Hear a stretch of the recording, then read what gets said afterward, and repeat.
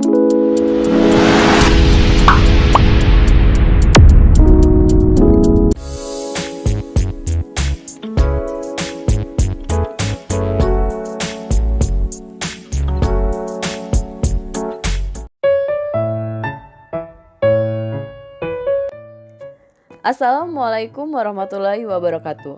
Halo, kembali lagi di channel kita, Pak Bu Guru. Di video kali ini, kita akan membahas mengenai apa saja indikator penentu kelulusan seleksi P3K Guru tahap pertama, kedua, dan ketiga, serta bagaimana dengan peserta yang hasil seleksinya muncul keterangan lulus mengisi formasi, tidak dapat mengisi formasi, atau tidak lulus.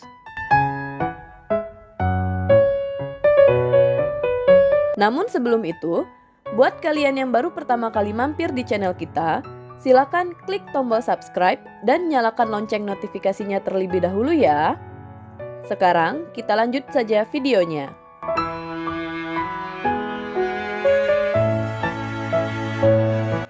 Seperti yang kita ketahui bersama, indikator penentuan kelulusan P3K sudah tercantum dalam Permenpan RB nomor 27, 28, dan 29 tahun 2021 tentang pengadaan pegawai pemerintahan dengan perjanjian kerja untuk jabatan fungsional guru pada instansi daerah. Adapun indikator tersebut antara lain, yang pertama, pelamar dinyatakan lulus jika nilai yang diperoleh memenuhi nilai ambang batas dan berperingkat terbaik. Nilai ambang batas yang dimaksud adalah nilai ambang batas sebagaimana dimaksud dalam Permenpan RB nomor 1127 dan 1169 tahun 2021. Indikator kelulusan yang kedua, yaitu pada seleksi kompetensi kedua, pelamar dapat menggunakan nilai terbaik di antara nilai seleksi kompetensi 1 atau seleksi kompetensi kedua.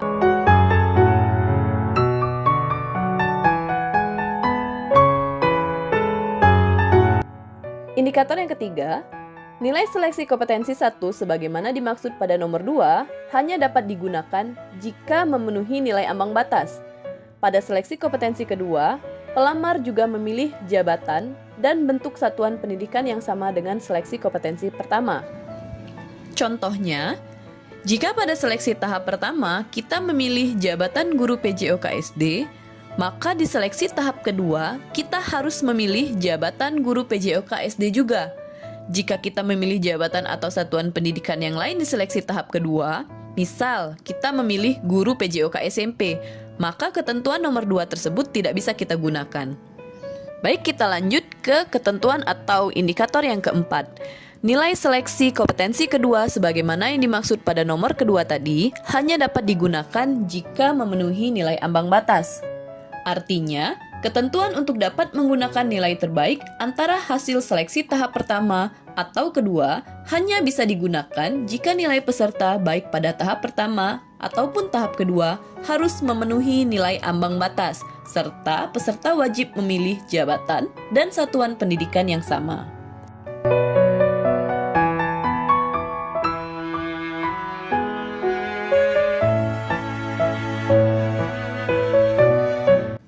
Selanjutnya, indikator yang kelima, pada seleksi kompetensi ketiga, pelamar dapat menggunakan nilai terbaik di antara nilai seleksi kompetensi pertama, seleksi kompetensi kedua, atau seleksi kompetensi ketiga. Selanjutnya dikatakan, nilai seleksi kompetensi pertama sebagaimana dimaksud pada nomor 5 hanya dapat digunakan jika memenuhi nilai ambang batas. Serta pada seleksi kompetensi ketiga, pelamar memilih jabatan dan bentuk satuan pendidikan yang sama dengan seleksi kompetensi pertama.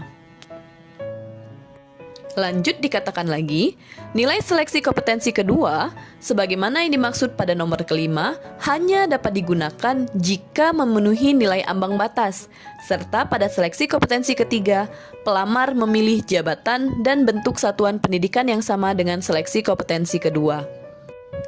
Dan terakhir, nilai seleksi kompetensi ketiga sebagaimana dimaksud pada nomor 5 tadi hanya dapat digunakan jika memenuhi nilai ambang batas. Nah, dari ketentuan atau indikator nomor 5, 6, 7, dan 8 ini bisa kita simpulkan bahwa jika sahabat Pabu ingin menggunakan nilai terbaik yang sahabat Pabu terima atau dapatkan dari hasil nilai seleksi kompetensi pertama, atau seleksi kompetensi kedua, atau seleksi kompetensi ketiga nanti, maka yang harus sahabat Pabu lakukan adalah memenuhi nilai ambang batas, serta memilih jabatan dan bentuk satuan pendidikan yang sama. Jika tidak memenuhi ketiga syarat ini, maka sahabat Pabu tidak bisa menggunakan ketentuan nomor 5 ini. Artinya, sahabat Pabu tidak bisa menggunakan nilai terbaik antara seleksi kompetensi pertama, kedua, maupun ketiga.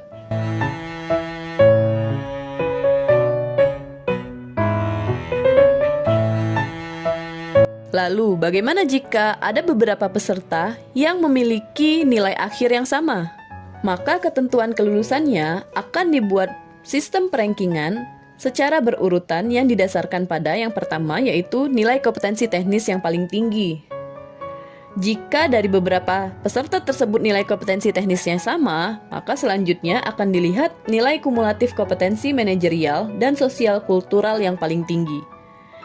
Jika kedua nilai tersebut sama, dilanjutkan akan dilihat nilai wawancara yang paling tinggi dari beberapa peserta tersebut. Nah, jika ketiga nilai tersebut sama semua, artinya kompetensi teknisnya, kumulatif kompetensi manajerial dan sosial kulturalnya, serta nilai wawancaranya sama, yang terakhir adalah akan dilihat usia yang paling tinggi terlebih dahulu.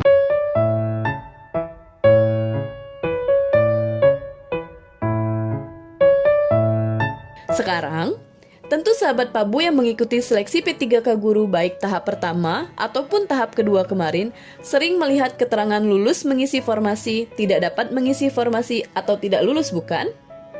Apa maksud dari ketiga keterangan tersebut? Mari kita bahas satu persatu.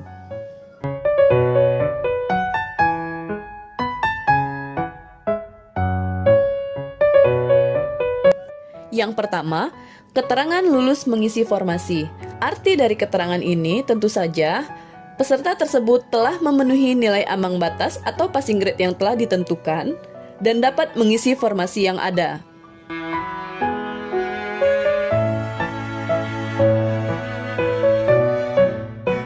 Kemudian keterangan yang kedua yaitu tidak dapat mengisi formasi.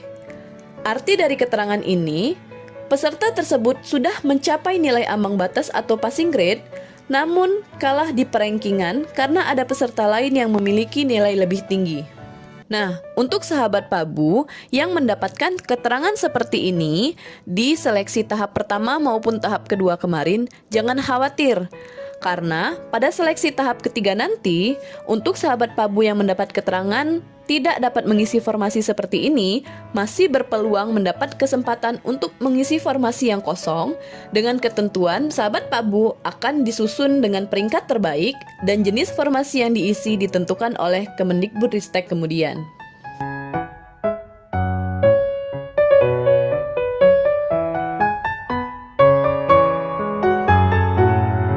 Lanjut keterangan yang terakhir yaitu tidak lulus. Artinya dari keterangan ini adalah peserta tersebut tidak memenuhi nilai ambang batas atau passing grade yang sudah ditetapkan dan tidak dapat mengisi formasi yang ada.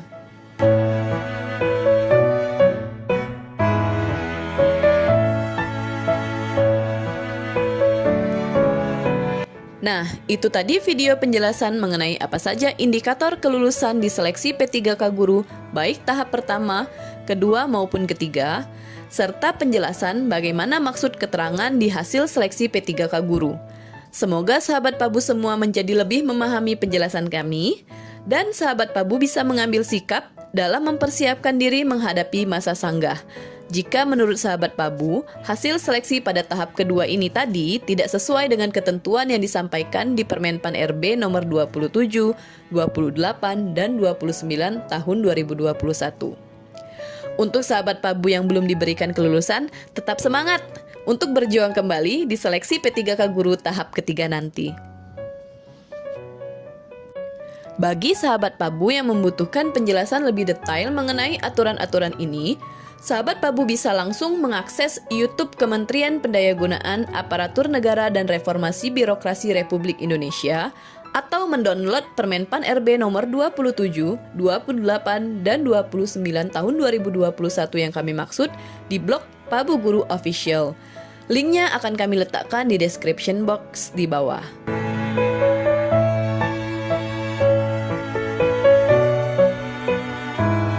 Sampai jumpa di video selanjutnya. Jika ada hal yang sahabat Pabu ingin kami ulas dan bahas, silahkan ketik di kolom komentar ya. Jangan lupa like, komen, subscribe, dan share video ini sebanyak-banyaknya. Terima kasih. Wassalamualaikum warahmatullahi wabarakatuh.